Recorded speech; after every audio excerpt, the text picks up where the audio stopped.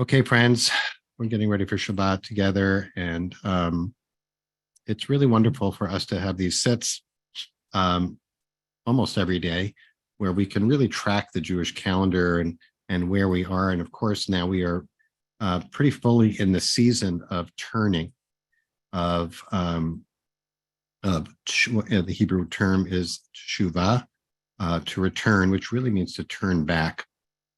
And our mindfulness, what we call our Jewish mindfulness practice, really boils down to a fairly simple formula, simple but not easy formula. The simple formula is we begin by setting a kavanah, we set an intention. We set an intention to be as fully present in the moment as we can be. I want to begin just by asking you to consider the question, how present are you right now?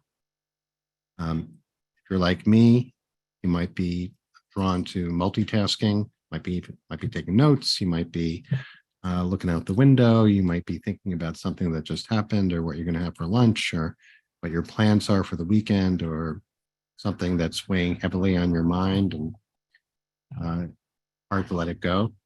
So I want to just begin by inviting you to take whatever it is that may be pulling your attention away and just set it down right next to you or on a shelf and see if anything shifts. Maybe you're 10% more present.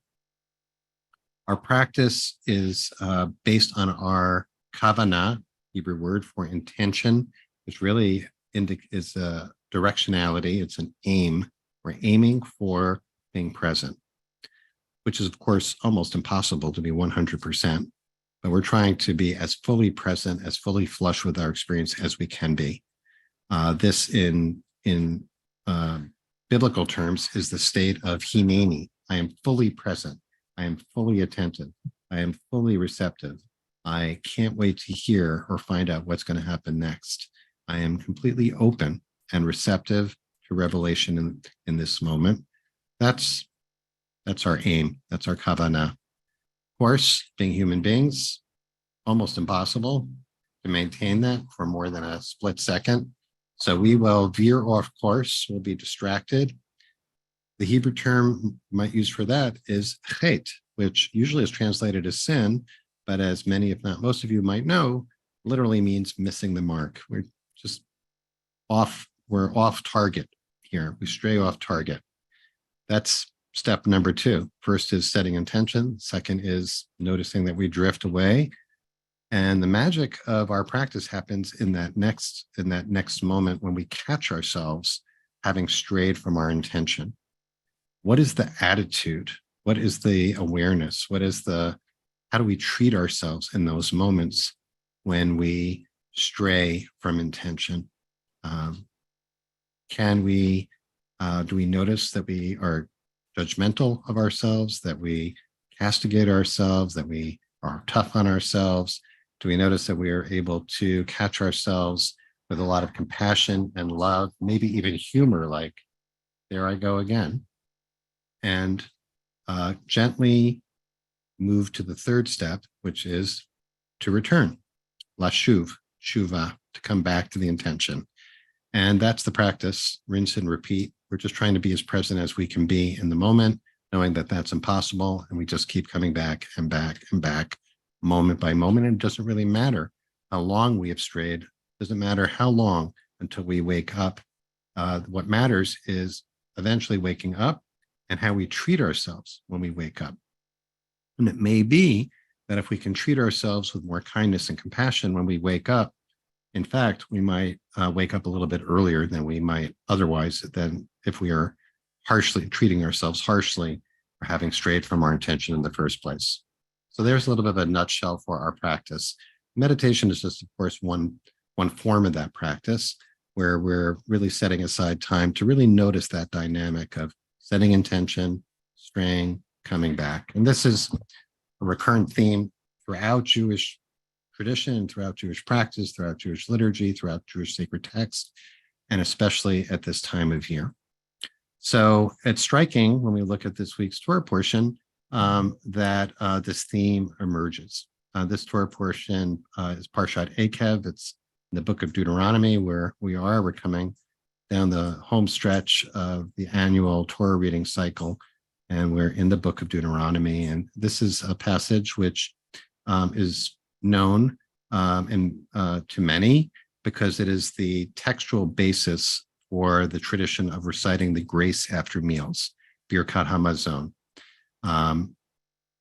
It has a phrase in Deuteronomy chapter 8, verse 12, verse 10. I'm sorry.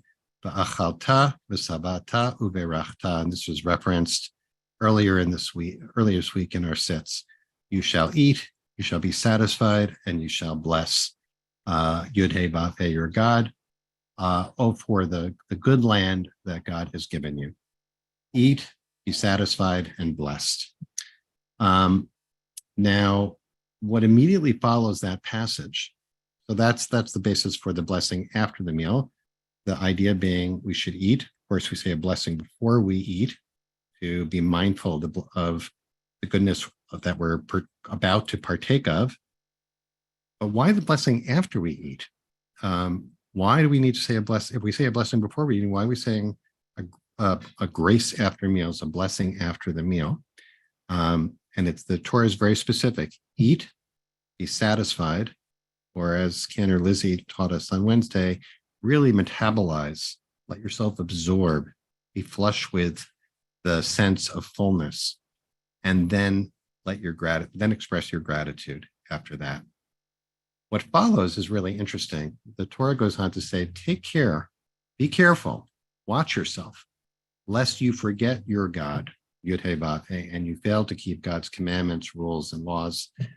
When you've eaten your fill and you have fine houses to live in, when you get to the promised land and it's all going really well and your herds and flocks have multiplied and you got lots of money and your silver and gold have increased, everything you own has prospered, Moses says to the people, watch out, beware, lest your heart grow haughty and you forget your God, Yud-Heh Vav-Heh. So when things are going well, you may have an inclination to forget, to move away from your intention, to stay connected with the source of what you have.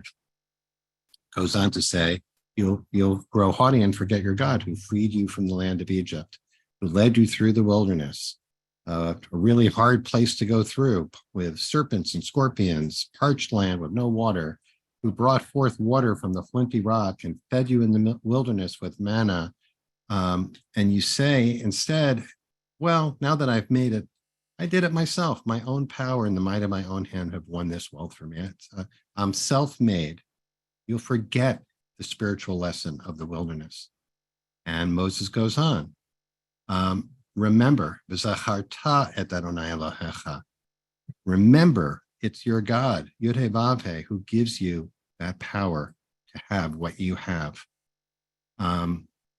So goes on to say, V'haya im shachoach tishkach. And it will be that if you surely forget all this and follow other gods or bow down to them, it just isn't going to work out for you. So Moses is describing this process of becoming full and then satisfied and then forgetting. And that's really another way of thinking about the mindfulness practice, is just this cycle of remembering, forgetting, remembering. Remember your intention, forget your intention, remember your intention, forget your intention. There's a beautiful Hasidic teaching that I want to share about this cycle of forgetting and remembering, which sounds like a very kind of binary process. You're either in a state of remembering or you're in a state of forgetting. It's a story about the holy Yehudi of Brzucha, who went to visit a sage, the Chozeh, the seer of Lublin, and found him very upset, moaning from the depths of his heart, and asked him, "Why are you moaning? What's the matter?" And the seer of Lublin replied, "Oh, I've transgressed the negative commandment. Watch out lest you forget Yud-Heh Vav-Heh, your God," from our Torah portion. For 1 second, I didn't pay attention and I didn't give my heart to the reality of God. I forgot. It says in Parshat Akev, our Torah portion this week, don't forget, and I forgot. Just for a second, I forgot. That's why I'm so upset. And the Holy Yehudi says to him, well, there's a teaching that addresses this in the Mishnah. It says that when you're gleaning, when you're harvesting your fields, if you forgot a sheaf of barley that weighs 2 seahs, 2 measures, um, which if you forgot it, which the Torah says the poor can go and glean whatever is forgotten by the harvesters in the field. Well, if it weighs that much and it's forgotten, it actually isn't considered forgotten. And the reason for this, and this is the essence of the teaching here, says that something of value, something good is never forgotten. And if someone should forget it, when they remember it, something that is forgotten that's eventually remembered isn't actually forgotten. And that certainly applies here. And you didn't transgress the negative commandment of forgetting because you remembered right away. You remembered right away. I really love that teaching for our practice because, first of all, it acknowledges it's human to forget. It's human to forget. Our minds stray. We move away from our intention. But in this case, it is a teaching that says, you know what? When you forget, when you fall asleep, when you drift away from that intention, when you eventually wake up, particularly if you wake up quickly and your intention was noble, your intention was good, it's as if you never forgot in the first place. It's as if you never forgot in the first place. I love that. So I want to invite us to bring that into our sit today. And just bear in mind that as we sit here and remember and then forget, maybe forget for a long time, and then we remember back, etc., that once we remember, it's as if it was never forgotten. We're back to square one. It's not like, oh, I've spaced out for 5 minutes. I missed the meditation, where I didn't get the benefit of the meditation I wanted today. It's the remembering that matters. Once you remember, it's as if you didn't forget. So let's find a position that's comfortable for yourself. I'll do the same. And by the way, should you be distracted by wondering, I want to see that text, and what is it? Thanks to Jordan for putting the link in it. You don't need it now. You can take a look at it later. But I invite you to take this moment right now to set your intention, an intention that will help you stay as present as possible. It could be, as always, the anchor of your breath and following the breath as it arises and falls away, as it enters your body, fills your lungs, expands your belly, as it leaves your body and your belly contracts and your rib cage contracts and your lungs expel the air, what you don't need. For some people, that's a great anchor. For others, it could just be listening to the soundscape. Really fortunate to be in a soundscape that's very rich right now. It's raining. I can hear the rain and the drips and cars passing by. All of that can be used to anchor our practice, or it can be sensations in your body, the sensation of your feet against the floor, sensation of your hands resting in your lap, sensation of the air temperature against your skin, against your cheeks.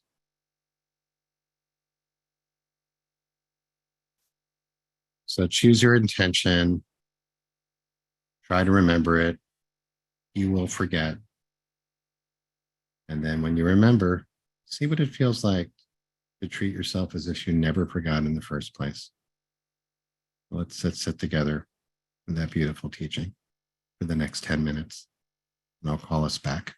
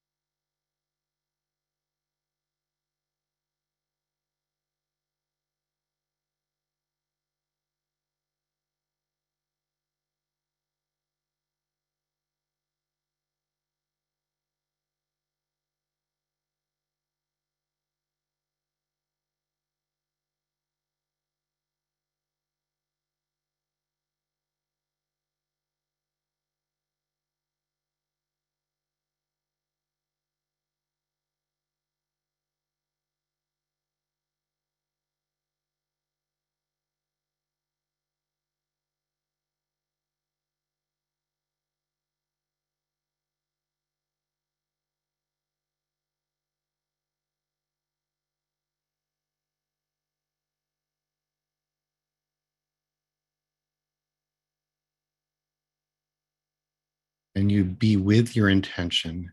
Your intention is to be mindful of breaths. Can you experience yourself as being breathed rather than noticing your breathing? Rather than observing sound or sensation, can you allow yourself just to be with the sound, be with the sensation, feel the vibrations in your body,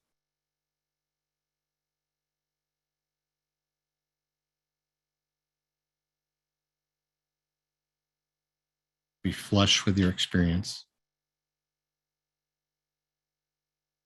And as your mind drifts away and you stray from that intention, can you catch yourself with love and say, okay, let me remember again. Let me come back.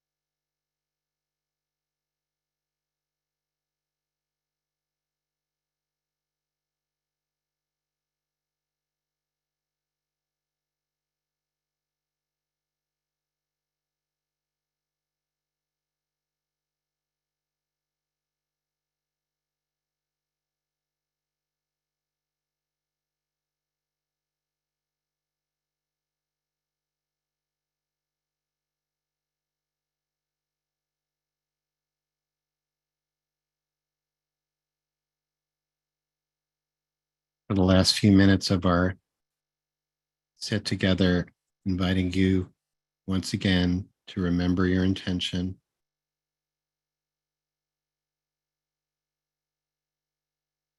Come back to it. And even if it's only for a few moments, to be aligned with your intention, to follow one breath, to feel one sensation, to hear one sound fully, and to be aware, even without visually connecting with each other, to be aware of 200 souls doing exactly the same thing right now, feeling the power of that connection and sending your love and support,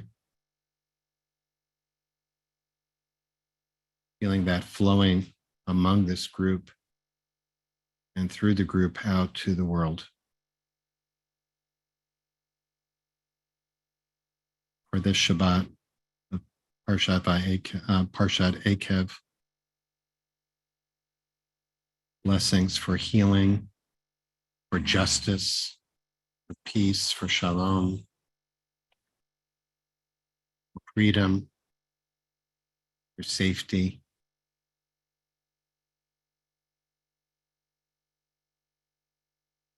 for dignity for every human being, for renewal for this planet.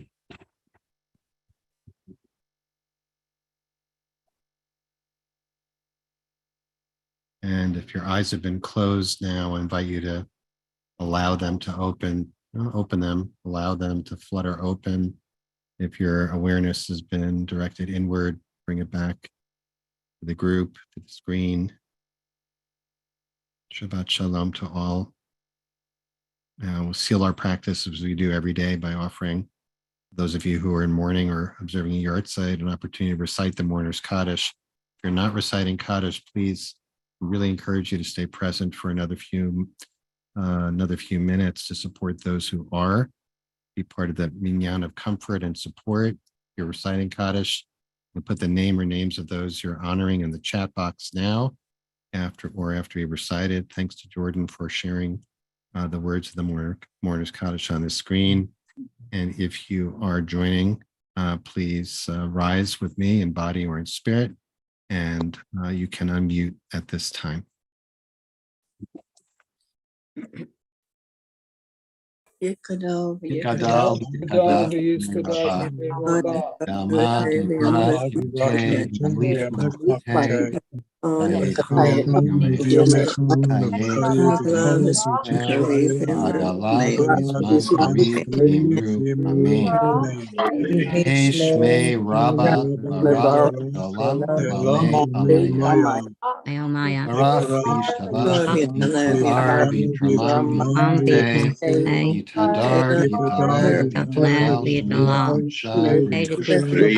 Ela min kol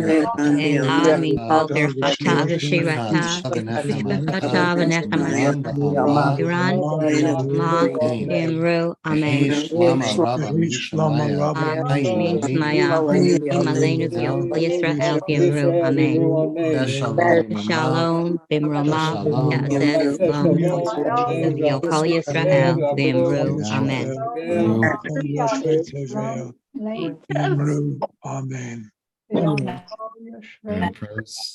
Amen.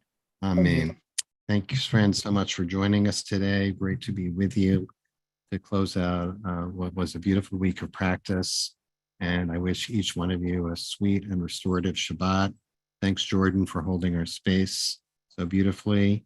Thanks to each of you for being here. I'm happy to stay on to respond to questions, comments, reflections on today's sit for a few minutes. If you're leaving us now, just want to once again say Shabbat Shalom. And hang on one second.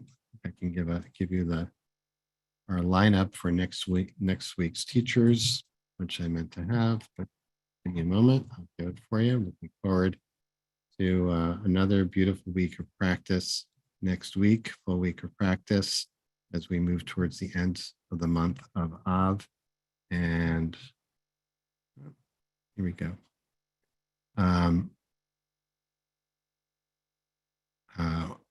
Well, I'll be back on Monday. And then on Tuesday, Reb Brian Yosef Shacker Brooks. On Wednesday, very delighted that Roland Brandman of Hamakom in Great Britain will be leading us in practice for the first time. On Thursday, Rabbi Andrea Goldstein, who hasn't led us in a long time, will be leading us from the Jewish Mindfulness Center of St. Louis. And very delighted that Rebecca Schisler will be back next Friday to lead us into Shabbat, sit into Shabbat together after being on hiatus for a bit. And okay, so if you're staying with us and would like to share any reflections, or if you have any questions about the offering today, please put those in the chat, and happy to respond. And if not, we'll just wish each other Shabbat Shalom.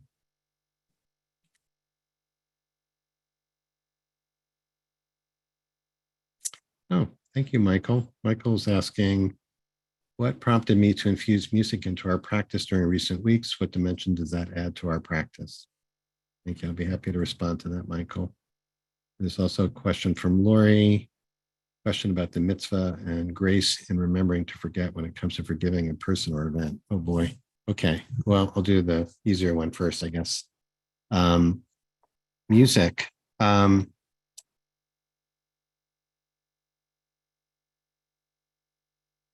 I guess for me, I would say that meditation practice is really about trying to cultivate a sense of deep connection with, fill in the blank, however you want to put it, with the divine, with oneness, with transcendence. And for me, music, not all music, but much music really, I know, helps me get to that place. It also helps me stay present. It opens my heart to feelings and makes that much more accessible to me. So for me, music is a helpful piece of the puzzle, and hope that's true for others as well. Wouldn't want to necessarily just meditate listening to music, but it is helpful at times to be able to do that.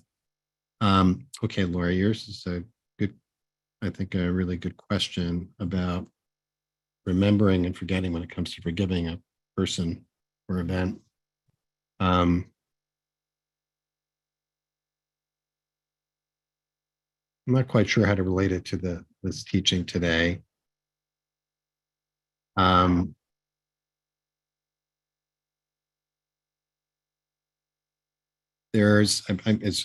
pausing because I think the way the tradition presents it, the Torah presents it, is as paradoxical, and it comes up in the passage about remembering Amalek, who is like the arch villain in the Torah, where we are enjoined to remember Zachor et asher asa lecha Amalek. Remember what Amalek did to you. And when you get to the land, wipe out the memory of Amalek. Don't forget to wipe out the memory. So there's this paradox of remembering in order to forget. And each of us, I think, probably just going to have a different answer to that. There's no one like Jewish answer to that question. That how do we process wrong that has been done towards us? I'll just say for myself, I think right at this moment, that has to do with how do we remember something in order to extract whatever it might be that I need to extract from it, but not get stuck in that what happened in the past, not be captured by it in some way. Process it in a way that I treat with compassion towards myself, and that enables me not to carry whatever might be toxic about that into the future. And that's the forgetting part. I don't think it's like, forgive and forget. That's not the model. It's remembering in order to forget. And here too, this teaching about if you remember something that you have forgotten, if it's something good and valuable, it's as if you haven't forgotten it at all. So it's it's kind of a koan or a riddle in a way, that the takeaway for me, as I'm saying, is not to ruminate, not to be stuck in the story. And that's part, I think, and is how I understand in mindfulness practice, that we notice the stories, the narratives that our mind tells us. And it's not that that's bad. What can be problematic is to mistake the stories for is to get caught in the story and not be able to move beyond it, not be able to extract from it what we need. And it can be sometimes hard to discern the difference.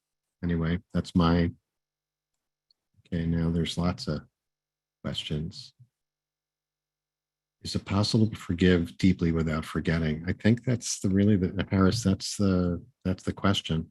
Can we remember and forgive at the same time? Of course, many have said, and I think rightly, that that the forgiveness is as much, if not more so, for ourselves as for the person who has harmed us, because whatever resentment, grudges we carry don't serve us well. They hold us back. And we have in the Torah, in Leviticus, we have this really quite amazing, in the Holiness Code, which in a passage which culminates in the V'ahavta l'reacha kamocha, love your neighbor as yourself, love your fellow as yourself. What precedes that is don't bear a grudge, don't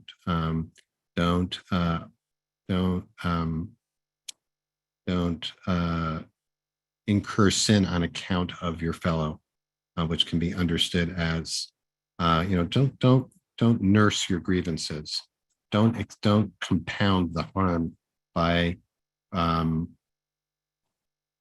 holding on to that resentment, that toxic resentment. Find a way to reproach. You shall surely reproach the person. In other words, do your best to try to express the hurt, do your best to the person who has hurt you, if not directly to that person, to articulate it. Don't repress it. Don't push it down. Don't avoid it. Name it. And in doing so, you might be able to leach the toxins from your system and open the way to being more loving, more forgiving of the other, even as you remember what they did that may have harmed you. Okay. Lots of really wonderful wisdom here, as always. Into the in the chat. So I encourage people to save it if you can. All right, Sharon, is forgetting the same as letting go? If letting go, I think, is that sense of not being stuck in it, acknowledging this as true, but not holding it tightly, not insisting on that. I think that's a way of that. Maybe that's a way of understanding forgetting, releasing it, letting it go to the past. Okay, not everyone agrees with that, which is fine. Yeah, quicksand, Nancy, that's a great word. You know, we can get stuck in the quicksand of ruminating on the story, of marinating in resentment.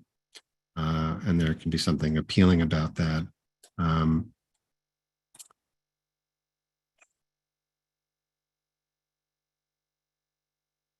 No, there was no music today.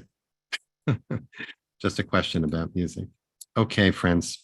Let's wish each other Shabbat Shalom. It's great to be with you. I hope you have a beautiful Shabbat and weekend. Thanks. Thanks so much to each of you for being here. And Jordan, thank you for holding our space. And we'll look forward to seeing you back here on Monday, everyone. Many blessings. Shabbat Shalom.